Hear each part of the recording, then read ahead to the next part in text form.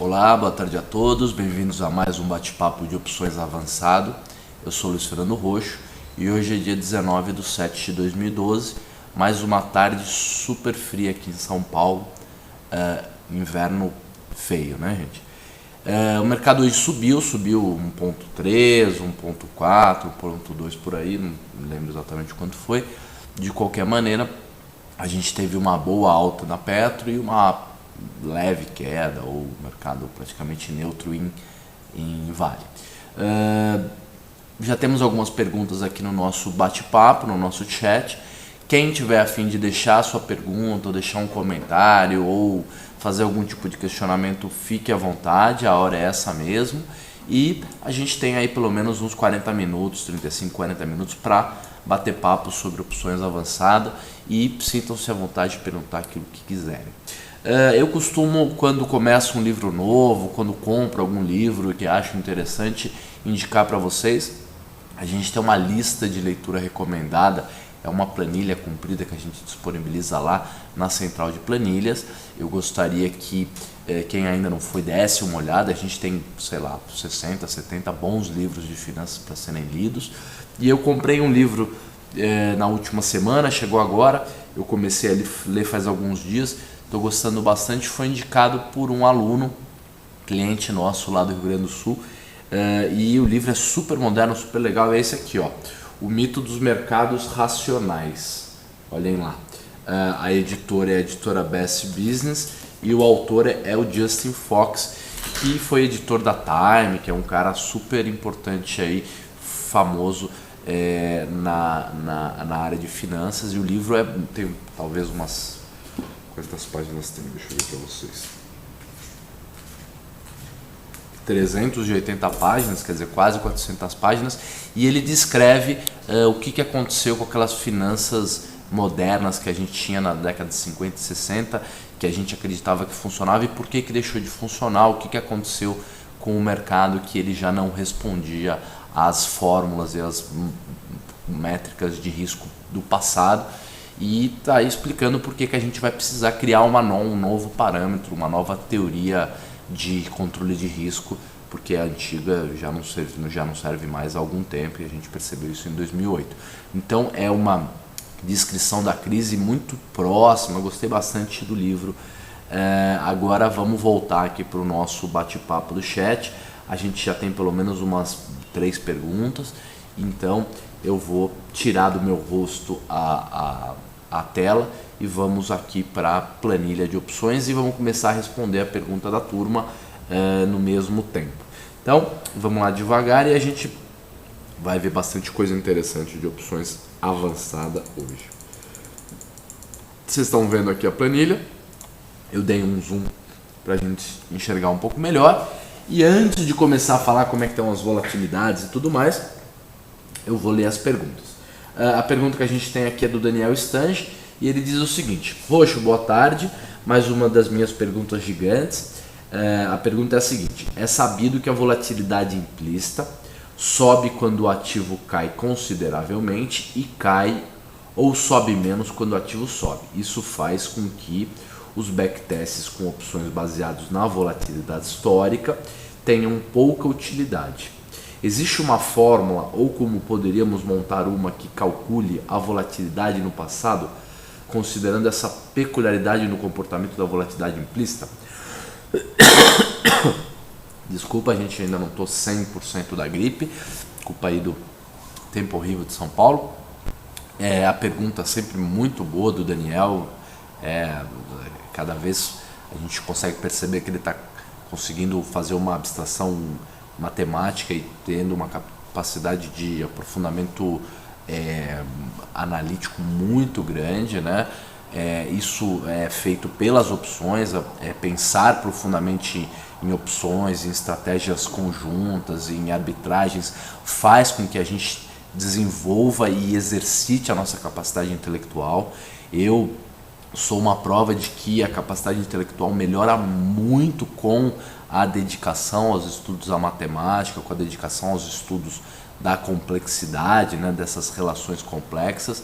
Eu percebo que consigo melhorar intelectualmente a cada ano que eu me dedico a pensar profundamente em finanças, né? E acho que é o mesmo efeito que causa uma arte marcial ou algum tipo de atividade em que você se dedica profundamente. Muito bem, já então fiz o meu elogio ao Daniel, que é um cara muito bacana. Agora vamos responder a pergunta dele. Essa não é uma pergunta simples, né? Porque assim, a gente já tem alguns trabalhos acadêmicos em que você consegue provar a semivariância, né? Que na verdade o mercado, né, a volatilidade ela aumenta muito mais, e o risco aumenta muito mais quando há quedas do que quando há altas, né? Então existem algumas maneiras até de já calcular isso. O problema é você fazer modelagem de volatilidade usando o Black-Scholes e mudando a maneira como você calcula volatilidade ou alterando o cálculo de risco dentro do Black-Scholes, porque deixa todas as relações matemáticas muito mais complexas. O fato é que se você modela alguma coisa com a maneira que a gente usa a volatilidade hoje, a equação é uma equação diferencial normal. É a mesma que o Newton provou lá, a lei da gravidade e o movimento dos astros e tudo isso. É uma equação da física que tem mais de 300 anos, a gente usa a distribuição normal, né? E aí a gente descobre, e o cálculo é um cálculo relativamente simples de ser feito. Você deriva uma vez, aí acha D2, aí faz o cálculo lá. Que quem quiser, dá para enxergar essa equação indo lá na função do Black-Scholes que está dentro da planilha. É só entrar na planilha e ver a equação do Black-Scholes. Eu vou tirar um pouco o meu rosto só para não ficar muito chiado para vocês, mas eu espero que vocês continuem entendendo. Se eu tiver que fazer mostrar alguma imagem ou fazer uma curva com a mão ou algum sinal, aí a gente volta para lá. O fato, então, Daniel, é que a tua ideia qual que era?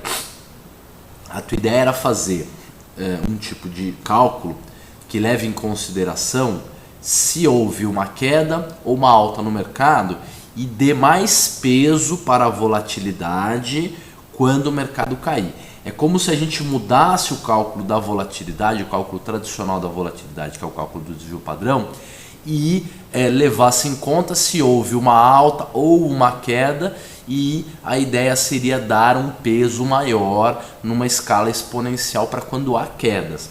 Eu tenho vontade de fazer isso, já conversei com algumas pessoas, é uma modelagem relativamente complexa, mas acho que pode ser feito, principalmente se a gente fizesse meio que uma gambiarra. Por exemplo, o cálculo da volatilidade, a gente tem que fazer, né, a soma dos retornos ao quadrado dividido pelo número de períodos, não é isso? E depois a gente tira a raiz. Esse é o cálculo do desvio padrão, né? Porque a soma dos retornos ao quadrado dividido pelo número de períodos, é a variância. E a raiz quadrada da variância é o desvio padrão.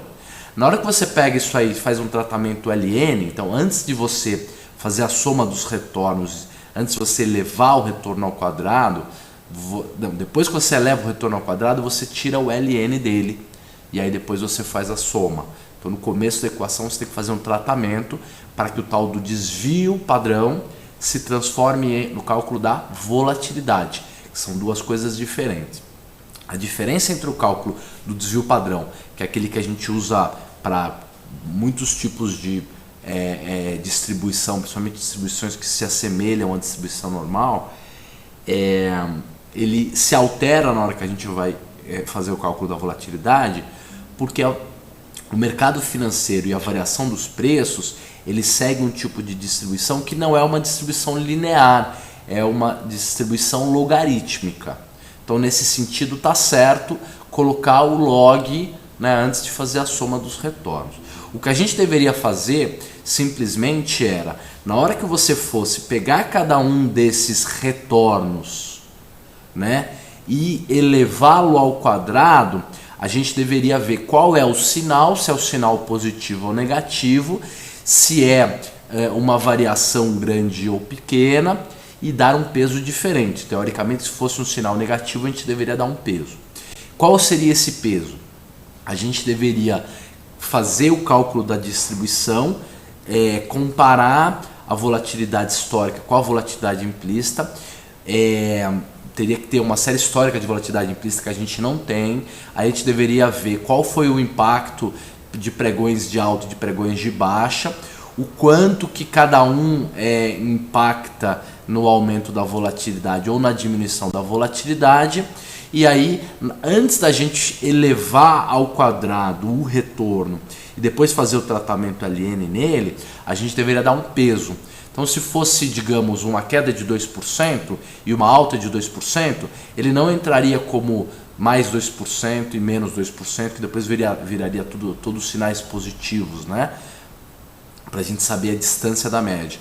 Na hora que fosse uma alta de 2%, você colocaria um retorno de 2%.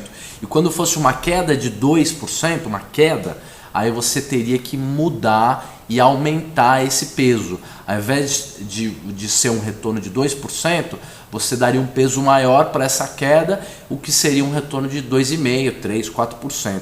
A gente teria que achar essa relação de quanto a queda é mais significativa ou foi no passado, porque a gente nunca sabe no futuro, né? A gente usa o passado só para tentar estimar o que pode acontecer com o futuro, mas é só uma tentativa para estimar.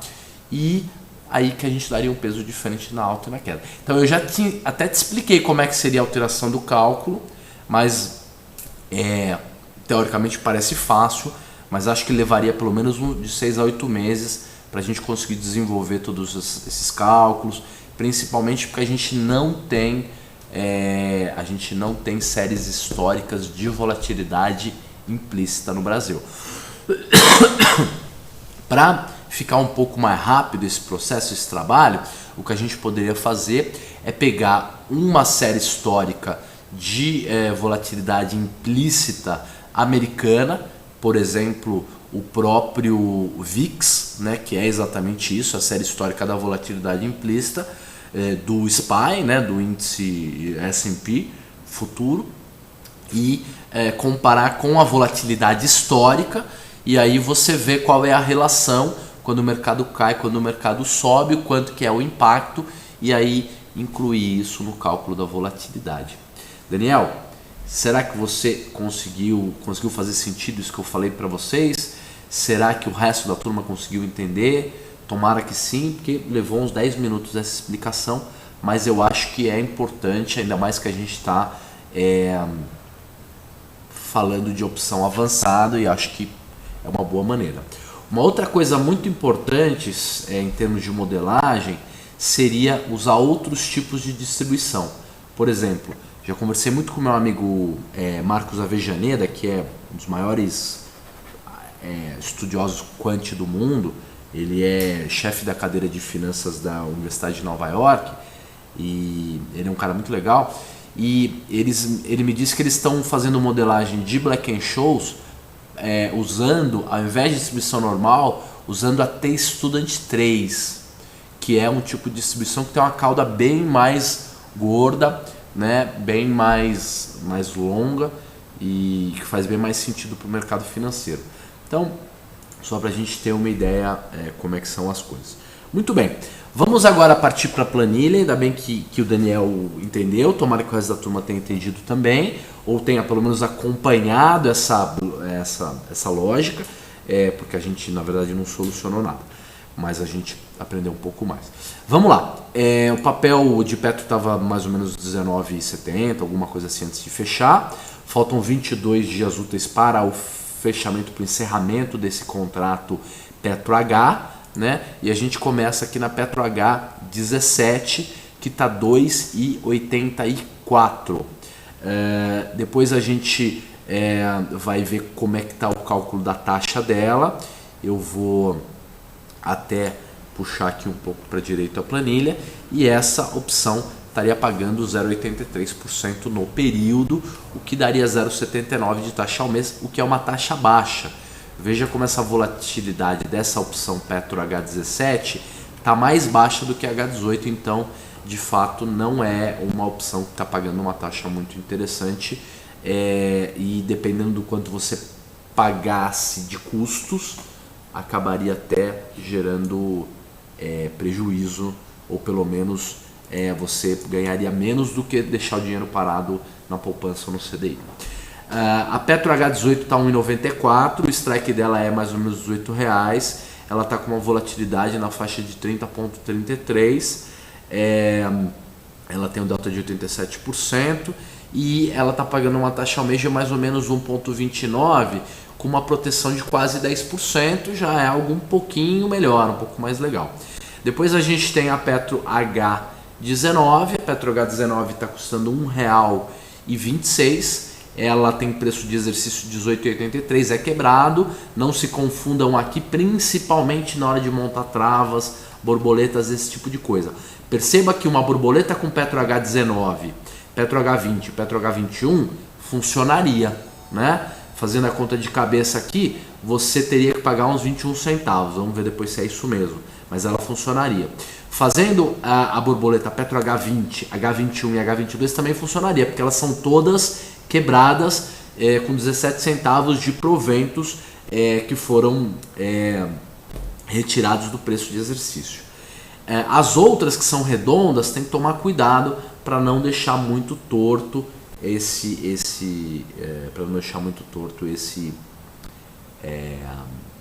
essa sua borboleta. O Daniel está dizendo o seguinte, pessoal do chat, terminei essa semana o livro Opções Operando a Volatilidade do César Lauro da Costa, que está na planilha do livro do Roxo. Ele diz que é muito bom para quem já está num nível mais avançado. Realmente ele recomenda, que é um livro acima da média, tá? Vamos, o que mais?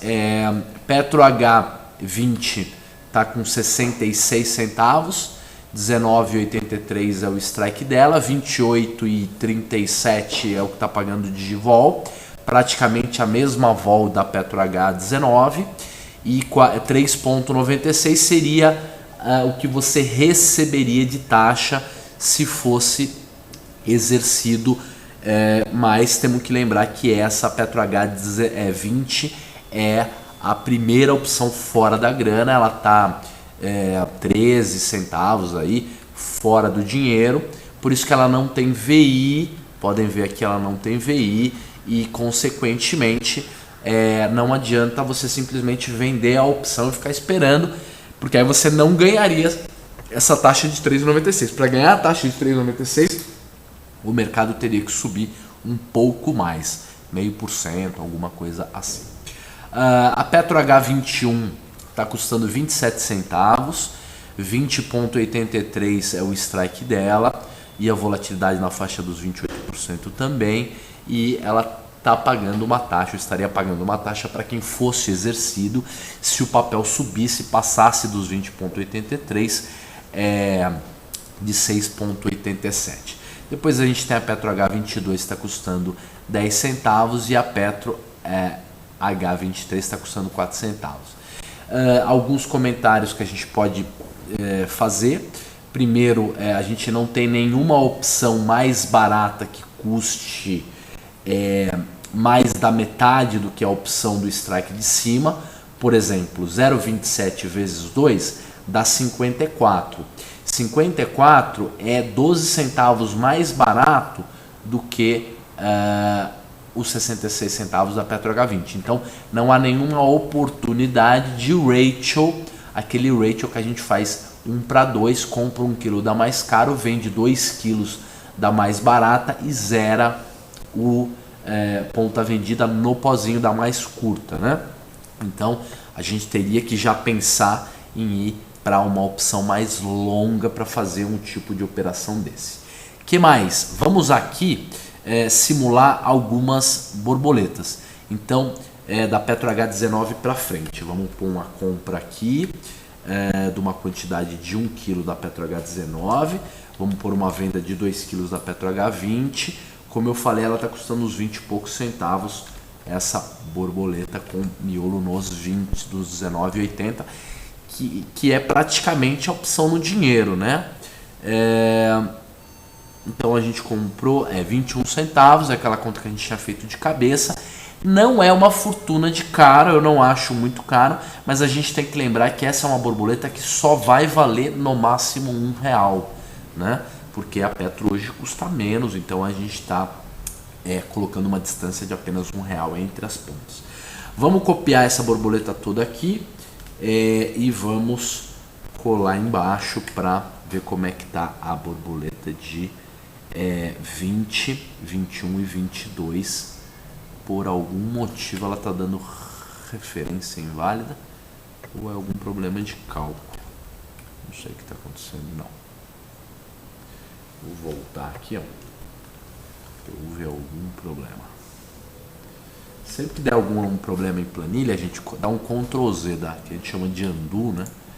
E aí ele volta. Não sei o que eu fiz de errado. Com certeza foi algum erro meu, mas eu não sei qual foi. Compramos 1 quilo, vendemos 2 e compraremos mais 1 quilo. 20, 21, 22, miolo no 21, que na verdade é 20,83. Ela é simétrica, né? Ela é bem simétrica, essa borboleta. E ela está custando mais caro ainda, 22 centavos. Então, ambas estão relativamente caras. Vamos agora para a planilha de Petro I. Enquanto a gente mostra a planilha de Petro I, ou antes de mostrar até a planilha de Petro I começar a fazer algumas contas, vamos ler mais uma pergunta aí do Daniel. Ele diz o seguinte: Roxo, tenho notado que as puts, que são as opções de compra, né, opções de venda, perdão, agora estão adquirindo liquidez considerável, estão com volatilidades maiores que as calls. Isso seria algo momentâneo ou o normal é as puts terem vol mais altas mesmo? Olha, eu acredito que na verdade para comprar a vol seja um pouco mais alta, para vender a vol está praticamente a mesma. Mas acho que é a questão da falta de liquidez mesmo. Na teoria, a gente teria tanto uma call quanto uma put, se ambas fossem bem líquidas, nós teríamos ambas com a mesma volatilidade implícita. Por exemplo, se você tem um papel custando R$40 e se você tem uma opção de 35 e uma opção de 45, sendo que a de 45 é uma put e que a de 35 é uma call. Então a de 45 tem R$5 de VI e a call também tem R$5 de VI, as duas são dentro do dinheiro R$5, né? E elas teriam que ter o mesmo preço, elas teriam que ter o mesmo VE e a mesma volatilidade. Olhando, eu acho que um teste que você pode fazer, que eu não fiz ainda, eu me lembro de ter feito, mas não me lembro o resultado, mas eu me lembro que ou empatava ou a put levava uma leve vantagem em termos de volatilidade. Vai naquele software Options Oracle, né? No site Options Oracle, e baixa o Options Oracle, lá, o software, e puxa, por exemplo, o Citibank ou alguma dessas empresas que tem muita liquidez de opções lá fora, e aí veja, pega uma call e uma put que tem a mesma distância do dinheiro e vê qual das duas está com a volatilidade implícita mais alta. Mas eu acho que elas vão ficar mais ou menos empatado. Depende. Agora, vai depender também de como é que é a cara do Smile, né? Porque a gente tem o Smile tradicional e tem aquele tipo de Smile que é mais o skill, né? Que é opções dentro do dinheiro, não tem uma volatilidade tão alta assim quanto as bem fora. E essa é a diferença dos mercados futuros para os mercados de opções de ações. O mercado de opções sobre futuro, a diferença do mercado de opções sobre ações. Mas eu precisava estudar um pouco melhor, porque eu não tenho essa certeza para te dizer agora em qual das duas situações tem volatilidade mais alta. Mas de fato, a gente tem puts hoje com volatilidades mais altas do que as calls, né? Eu acho que é exatamente por falta de equilíbrio mesmo, falta de liquidez. O pessoal está dizendo que travou a planilha, travou o programa, então vejam aí se voltou. Por favor, vejam se voltou. Enquanto isso eu vou falar com o TG aqui.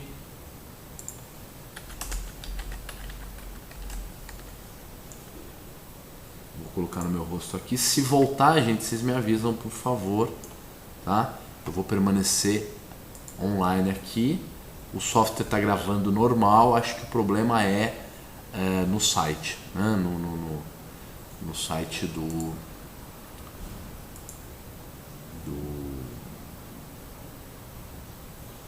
auditório. De qualquer maneira, eu vou esperar mais um minutinho ou dois. Se não voltar, aí a gente vai